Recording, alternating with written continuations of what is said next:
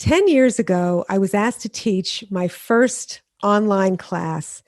Now, this was on a topic that I had taught many times before in person, and I thought, this is not going to be a big deal. So I sat at this very desk, and all the students arrived, couldn't see them, and I gave my webinar to this blank room of students. It was one of the worst experiences I've ever had presenting. And the reason it was so awful was while I was presenting my webinar, I felt like this, that I was talking to a wall.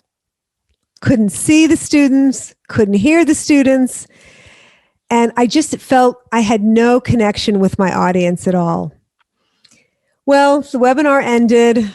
The guy that hired me, Paul, thanked me. He went on his way. I went on my way. 2 months later, Paul called me and he said, I'd like you to teach the same webinar again, this time to a different group of students.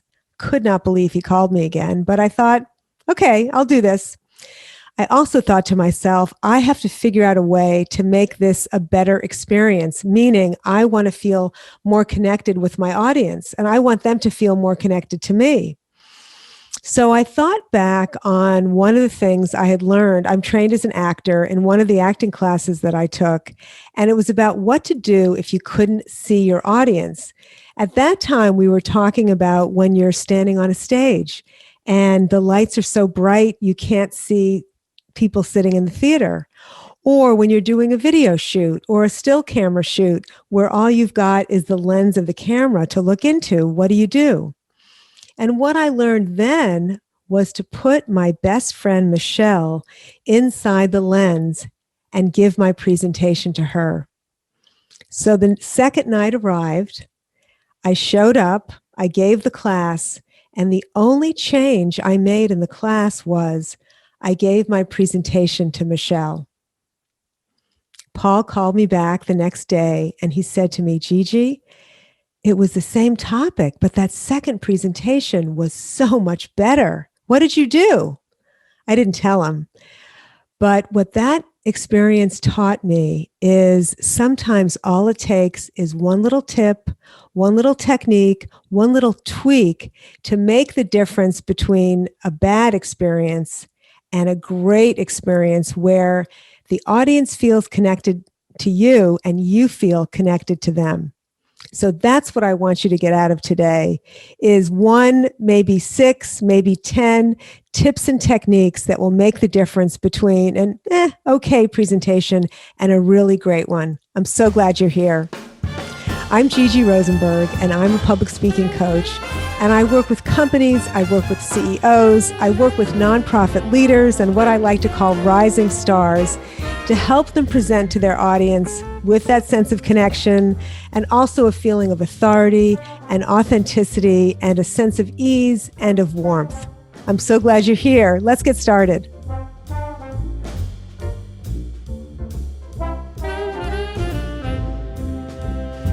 One of the things I'd like to start with is how to avoid distractions, because there's so many distractions at your desk while you're listening to this. So what I'd like to suggest is that you put your Zoom, which I assume is how you're watching this, on full screen, or if you're watching this on YouTube, put it on full screen.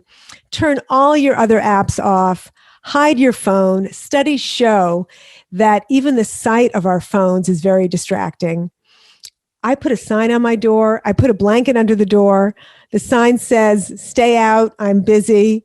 So just protect your space and really give yourself the time to focus. I would also recommend getting a pen or a pencil and some paper because we're going to actually do some work. The elevator speech answers a very basic question. I also like to call it your introduction. And the question is, what do you do? And this is really the first step in networking, the first step to kind of getting out in the world, is answering one of life's most basic questions of, who are you? What do you do? We get into trouble with this because some of us don't realize that we need to have many, many versions of our elevator speech or our introduction. There's the one that we might give at a backyard barbecue if we're meeting a neighbor, a very casual one. the one we might give at a job interview, the one that we might give to introduce our company, another one that we might give to introduce ourselves at an online or in-person networking event. So I think what some people don't realize is they need to have many different elevator speeches. And today we'll work on all the components of the different kinds of speeches that you're going to need. And again, I'm going to use the word elevator speech and introduction completely interchangeably. I know that speech makes it sound very formal, but sometimes that's what people call it. Now, why is the elevator speech so hard? It seems so simple, right? It's just a simple question. Well, let me go over some of the things that happen to people. These are my top 5 things I notice when people don't do their best job at the elevator speech. This is where they get into trouble. Number 1 is they suffer from some kind of performance anxiety. There's all this pressure to say the perfect sentence, to say the perfect words, maybe to impress the person that we're talking to. And the trouble is you haven't really practiced. So you're asking yourself to do a lot in the moment, which is to kind of think of what to say, form those perfect words, and then say it. And that's a lot of work to do at the same time. So good, instead of hemming and hawing with your answer, to practice the pieces that you're going to use so they're really in your back pocket and really accessible for all the different people and all the different situations you're going to be in. The second thing that happens to people is they say too much. So what happens is they just present this wall of words to the person they're listening to, which can completely crush whoever that is. So it's good to pick the best bits and not tell everybody everything about all the things that you do. I'm sure we've all been there on both sides of that conversation, right? The third thing that people can get into trouble with is they don't know their goal. They're not really sure what the point of what they're saying is. They're not really sure what they want the listener to do at the end of the speech. They're not really sure how to get this conversation started, because the truth is the best introduction is a conversation. It's not a speech. It's you say something, they say something, you say something, they say something, back and forth and back and forth.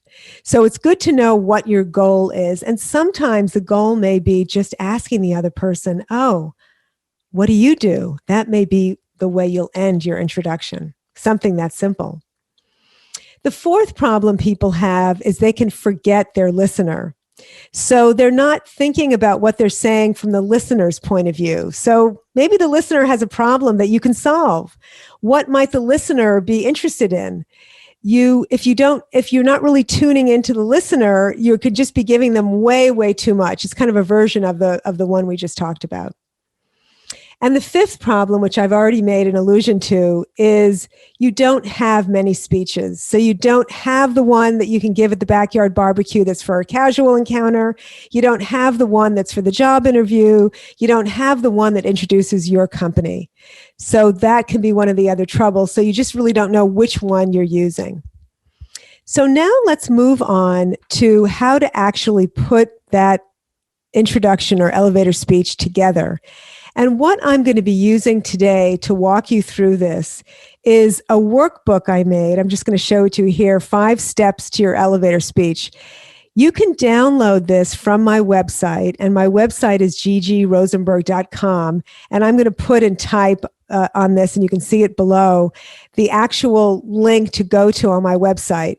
You don't need to do it now. If you'd like to, you can pause this video, go download it, and you could either write in the boxes that I made for you, because it really is a write-in workbook, or you could also type into it. But the truth is, I think with any kind of creation, it's always a good idea to actually be using a pen and paper and an actual writing. I find that somehow engaging your body in the writing helps you come up with better material than if you're just typing. But typing is fine, and this PDF is one that you can type into. So the workbook is going to take you through step by step all the pieces that we're going to need to write your elevator speech. Now, remember, I'm going to be asking you lots and lots of questions. What the information we're gathering right now is going to be way more information than you would ever put into one introduction. but it's all the possible things that could go in many, many kinds of introductions. The other thing about your elevator speech is it's always going to be a work in progress. It's never going to be done. It's going to change as you evolve. It's going to change as your career evolves. It's going to change as you grow and mature. So it's never going to be done. It's never going to be perfect. It's always going to be something that can take a little more honing. So this is going to be the beginning of really a lifelong practice in learning how to introduce yourself and really learning who you are. Step number 1 of the 5 steps is to fill in the blanks in my workbook. And let's go through them right now. You can either use the workbook and write in it or just write this on a piece of paper. So the first thing you're going to say, usually when you introduce yourself, is your name. Seems a little obvious, right? Hi, I'm Gigi Rosenberg, right? Well, I did coach one person once who had a very unusual first name, and her name was a great way to start a whole other kind of conversation that really didn't have anything to do with what she wanted her introduction to be about, which was about her. So that was the only case where we decided that she would not introduce herself by name right away. She would wait till later. But for 99% of us, we're first going to say our name. And some people ask me, well, should it be first name and last name or just first name? And I think this really depends on the situation. If it's a formal situation, anything to do with career and work and job, I would use both names. I especially learned how to do that at a young age because my first name, Gigi, felt a little lightweight to me. And when I was younger, I wanted to appear older. So I would always introduce myself with both names because Rosenberg felt like it had more gravitas or more authority. Some people have a very long first name, so they might only want to use the first one, but in general, first and last name. And it always depends. If I'm at a barbecue, I'm not going to necessarily introduce my whole name, but I might, just depends. The second thing we're going to say in your elevator speech or introduction is your title. Now, some people, especially creative people, like to have or do have many titles. The trouble with many titles is for your listener, it can be very, very confusing and they won't be able to remember all the different things that you do. Hi, I'm a photographer, I'm a dancer, I'm a writer, and I'm an author. It's just too many. You won't be memorable that way because it's the wall of words problem. It's just too much. So having one title is great. 2 titles I feel is very acceptable. If you have 3, I would really question if each one is important, or maybe what you need to do is have 3 different introductions and each one with its own details about those 3 different things that you do. So again, you decide 1 is great, 2 is fine, 3 is, let's make sure it's worth it. And definitely no more than 3, that's for sure. If you work at a company, you would obviously mention the company's name also, if that's important, if that's part of that introduction. The third thing you would talk about or mention perhaps is who your audience is. So if you remember back to my introduction, I talked about that I work with CEOs, I work with nonprofit leaders, I work with rising stars. So that would be an example of me talking about my audience. So that means when I'm introducing myself, somebody thinks, oh, well, I'm a CEO. Oh, well, I'm a rising star. So they immediately know that they're part of my clientele. They're part of my audience. The next thing is, if your company or what you do makes something, it would be a good time to mention that. What is it that you make? Could be medical devices. It could be artist books. It could be oil paintings. It could be pastries. It could be anything. So if you actually make something in the job that you do, the career that you have, it's a good idea to mention it so people can get an idea of what that is. The next thing that you might mention is, I call it the results. What are clients able to do after they experience your service or your offering? That will help explain who needs you or how you can help your customers. So thinking about the results, how they get changed perhaps. And again, all these may not apply to you. Another way of thinking about results is solutions. Is there a problem that you solve for your customer? This is another way to think about what it is that you offer. Now, another great thing to add to an introduction is, let's say you're fundraising for something and you want to mention that fundraising campaign in your introduction. Maybe that campaign has a title. Mention the title. If you're an author who's written a book, mention the title of the book. If you don't yet have a title for your latest project, but it's an important part of your introduction, name it, give it a title so you can actually put it in the title. A title does something magical.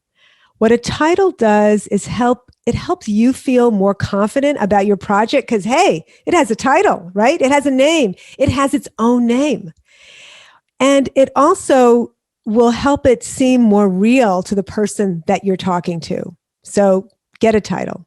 Some people have a very unusual process that they use. And if you have a particular process, now is the time in an introduction to perhaps mention it. I worked with a paper maker once who used banana pulp in making the paper that she used. I mean, a very memorable process, right? I mean, who else can talk about banana pulp in their introduction? She can, and she should, because it's a way that she will always be remembered. So mentioning process is a great thing to do next. You might have a specialty. For example, I worked with a ceramicist once who specialized in creating crocks for making sauerkraut. Right? How many people do that? Not many, only one that I've ever met. So what a great place to mention his specialty. In the elevator pitch we worked on for him, he's definitely going to mention that specialty. Maybe you have a specialty. What is it? Your introduction can be a great place to mention that. If you're a writer who might be working on a book or launching a book, this is the time to talk about the genre you wrote in.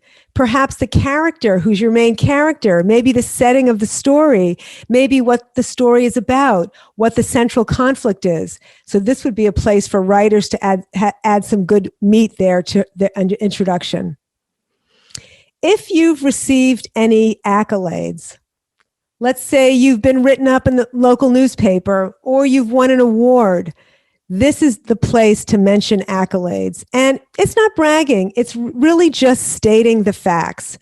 For example, if it was appropriate to my introduction, I might say, oh, I've been published in national magazines like Psychology Today, just so people can get an idea of what you've done, where you are, and it can be impressive. And, you know, it's just really the facts, and it's something good to let them know. A great introduction always ends on a call to action. So this could be as simple as inviting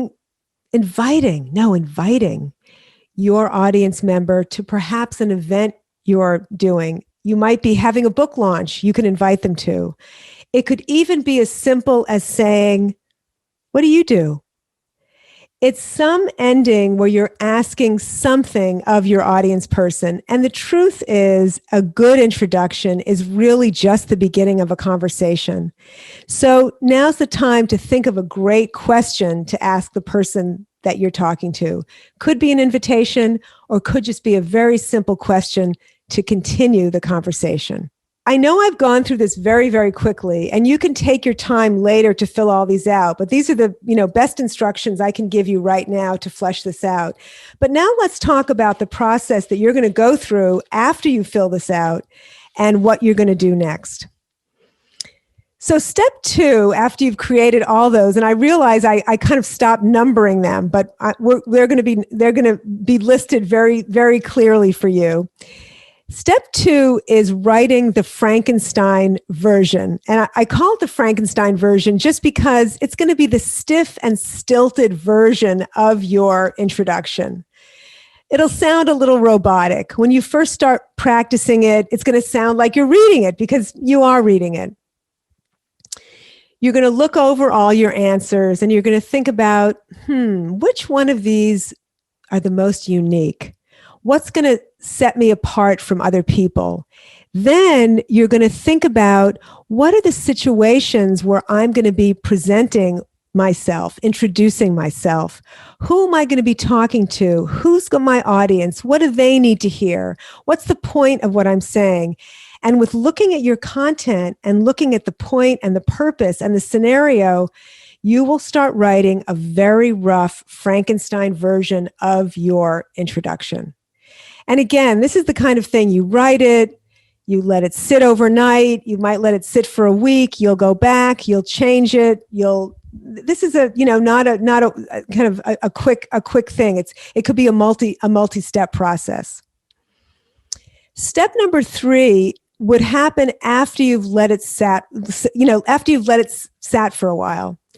And it's the editing, it's the deleting, it's the adding, it's the smoothing, it's to reading it out loud many, many times. It's to thinking, is this unique? Is this specific enough?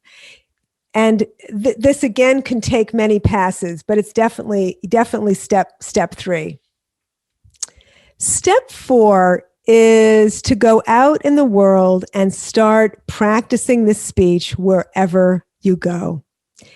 So people love to be an audience for you or offer a little constructive criticism. So you could say to a friend, I've just written a very rough version of my elevator speech, my introduction. Could I practice it with you?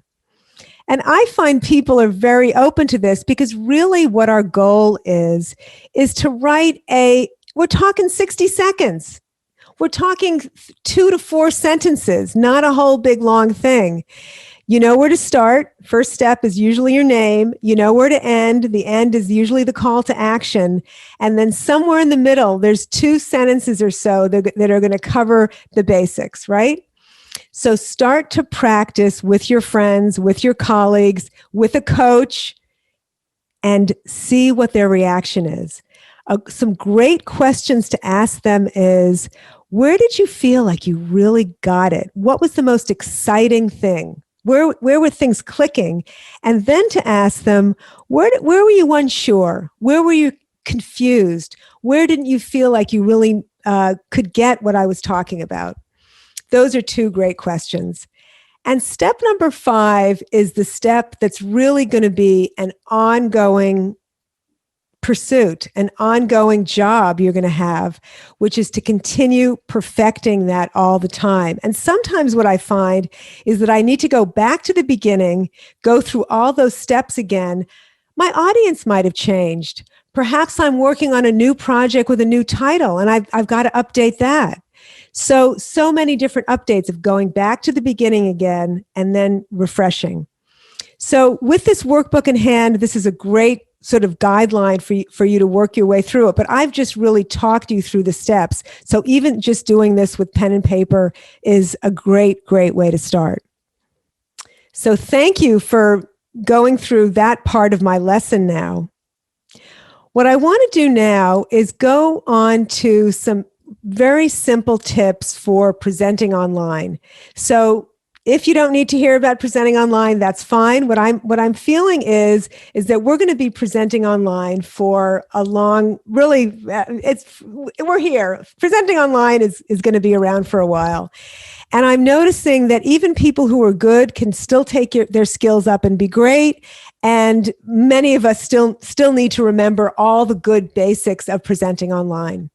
So I'm going to outline with you several different steps for presenting online. What I want to tell you is I'm using this tip sheet that I made that can be downloaded from my website, which is gigirosenberg.com. But I'm going to talk you through them now and be able to add a little more to them.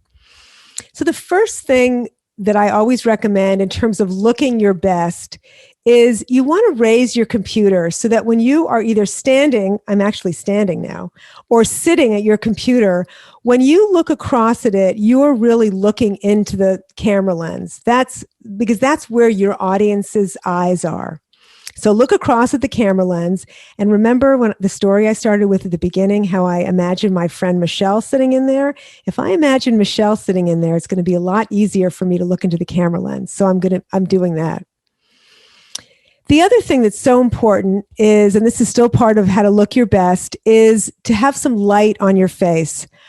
I've got a couple of lamps here. I could also be in front of a window. I'm not, but that's another option. You could also get yourself a ring light, but beware of reflections in your glasses.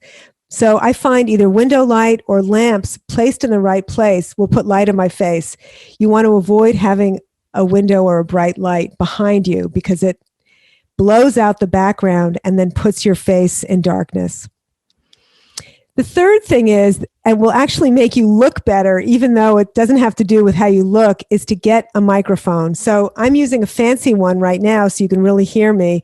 But even getting the earbuds that maybe even came with your old phone, or getting them a new pair of those, they have a little microphone on them, will be much better than the microphone that's on your computer, and will also be right near your mouth, so it's picking up the sound. And it's funny, when you can hear better, you feel like the image looks better. Just one of those weird human things. Number 2 is to stand up, which I'm doing right now. Obviously, if it's a very long presentation or a long meeting, you can't stand up for maybe you can't stand up for 2 hours, but that would be too much for me. I'd get tired. So to do that, I've just simply put my laptop on a box with some books so I can stand. And what it does for me, and for everybody I know who does it, is it really energizes your delivery, because Zoom and video eats energy. So you're not getting 100% of my energy. It's being eaten in the transmission. So it will give you a lot of energy. It also lets you breathe, and which will relax you. And also, the more relaxed you are, the more relaxed your audience is going to be. Number 3 is to think about your framing. So you want to have your eyes about 2/3, 3/4 of the way up, something like that. And you want to be able to use your hands. You want people to be able to see your shoulders. What you want to avoid, and we've all seen it, is this look like this, where you're down here. It seems silly, but many people do this. I mean, I don't know why, but they do it. Or they're not quite paying attention, and so they're like either over here or over here. So notice how I'm strategically covering the messy part of my desk. That's what helps me stay in the middle, so I'm covering that part. But think about your framing. You can also think about putting plants in the background. If we had more time, we could talk about backgrounds. In general, it's better to have a real background. If you can't, you'll have a virtual background. Or one thing that I recently discovered is these nylon shower curtains that Amazon sells that are pictures of books, like a library, and they look great in the background and very easy to hang behind you. So a real background is better if you can't do it, a virtual background. And the trouble, as you know, with a virtual background is that it may cut off pieces of you, which is not the best look. As we already talked about, you do want to talk to the camera as much as possible. You can't do it the whole time because you're going to need to look at your notes. You're going to need to look at the audience, but focusing on the camera for your open and your close is definitely the 2 places you should do it. And then what I like to say is use the camera as your home base. Another nice thing I find that really keeps the audience engaged is to use names as much as possible. And I don't mean like, Jason, are you listening? Not that kind of thing. But calling on people, like saying, oh, Jason, we haven't heard from you in a while. Is there anything you want to add? Using people's names will really keep them alert and keep them awake. And people love hearing their own names. So use people's names as much as possible. And if you can't do it, and you could even do that in the chat as well, if you can't do it in, on video. The next thing, this is tip number 6, is it's great if you can, especially while, you know how like on the news, you'll see the subject matter expert be waiting to be introduced, and they'll kind of be sitting there with this grim look on their face as Judy Woodruff is, introducing them. And what I find is when people are nervous, they tend to get that grim look on their face, and they look either grumpy or scared or uninterested or bored or tired. And so what I recommend is whenever you're sort of waiting to go on, or your face is, you're not actually presenting, channel the Mona Lisa, that very subtle little smile, and it will actually help you relax as well. The last tip for showing up online in the biggest, best possible way is to do what I talked about at the beginning, which is imagine your best friend sitting in that camera lens and give the presentation to her or him or them. So I always recommend that you open and close your presentation with warmth and delight. Thank you so much for joining me today. Giving your introduction and working on your introduction is probably one of the most important things you can do for yourself and also for your career. And like I said at the beginning, it really is something that's always going to be a work in progress. So take the steps, build the content, practice it, try it out with friends, try it out with a coach, and make the best introduction you can for all the reasons there are in the world. I'm wishing you all the best, and I hope to talk to you soon. Bye-bye for now.